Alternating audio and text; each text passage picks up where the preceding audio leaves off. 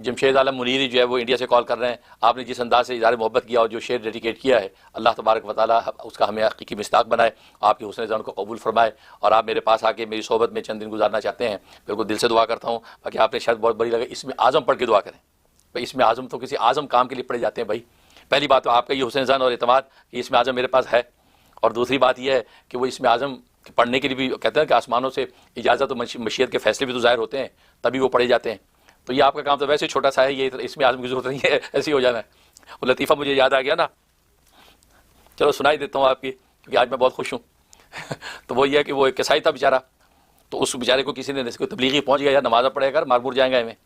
अब वो कसाई बेचारे ने नमाज़ें पढ़ना शुरू कर दी। अब नमाज़ पढ़ के आया तो एक भैंस मर गई।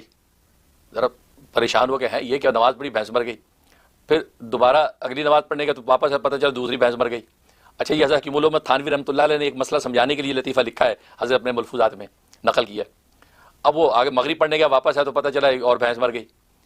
अब वो 3-4 भैंसें थी, वो बाड़ा जब खाली हो गया, जब खाली हुआ तो एक बेचारा भेड़ का लेला भी था, उन भेड़, अब अकेला लेला बेचारा रह गया, घबरा गया, ये सारे कहाँ चलेगा भाई।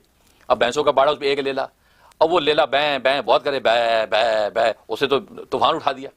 अब ये बेचारा पहले दिल जला पड़ा था कि 3 भैंसें मर गई, 3 नमाजें पढ़ी, बड़े गुस्से से आके उसके पास आके कहता, अबे साले तू तो वुजू का भी नहीं है। वो भैंस ने तो पूरी नमाज ली, नमाज पढ़ी, तब जाके मरी। बे साले तू इधर शोर बिजा रहा है, वुजू करोगा इधर तय हो जाएगा, तू तो वुजू का भी नहीं है।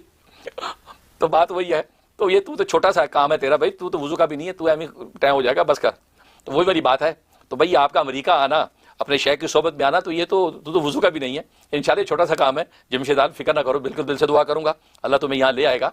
हमारी सोबत में जो भी अल्लाह ताला ने तुम्हारे नसीब में रखा होगा, कसबे फैज़ तुम करोगे, बिल्कुल मैं दिल से दुआ करूंगा, तवज्जो करूंगा। तो उसके लिए इसमें आज़म पढ़ने की जरूरत है, इसमें आज़म बड़े कामों के लिए पढ़ा जाता है इंशाल्लाह। तो वो बड़े कामों की जरूर पेश आएगी तो करेंगे इंशाल्लाह।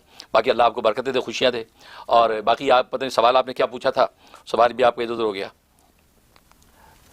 किसी, चलो तो सवाल जब याद आएगा तो इंशाल्लाह आपके सवाल का, हाँ सवाल याद आ गया। वो ये कि आपने कहा किस्तों पे जो चीज़ लेते हैं, वॉशिंग मशीन किस्तों पे ले ली, या टीवी ले लिया, या दूसरी चीज़ें ले ली, तो किस्तों पे, बिल्कुल किस्तों का कारोबार जायज़ है, किस्तों पे आप जो है वो बिल्कुल ले सकते हैं। और यह कि जब सौदा करें पहले से तय कर लें कि आपने जो किस्तों पे लेना है या जो नकद लेना है। तो क्या जी किस्तों पे लेना है, अब वो जो वॉशिंग मशीन है 500 की है, तो आपको जो 700 की दे देगा, और कहेगा हर महीने आप हमें जो है मतलब 100 रुपये देते रहें, तो बिल्कुल सही है, ठीक है। लेकिन ऐसे करना सही नहीं है कि अभी तय किया नहीं और यूँ कहें जी अब अगर नकद लेंगे तो 500 की है, किस्तों पे लेंगे तो 700 की है। तो ये इस तरह के तरद्दुद जो है, अमर तरद्दुद जो है वो मुनासिब नहीं होता, लिहाजा उससे मामला आपका फासिद हो जाता है। सीधा सीधा आपने किस्तों पे ले लिया, किस्तों पे मशीन लेनी कितने की जी इतने की है, और वो मामला तय करके एडवांस देके किस्तों पे। तो किस्तों का कारोबार जो हमारे मुल्कों में जो होता है, और यहाँ भी अमेरिका यूरोप की दुनिया में भी होता है, तो बिल्कुल इंस्टॉलमेंट के ऊपर जो है बिल्कुल चीज़ें ले सकते हैं, कोई गुनाह की बात नहीं है।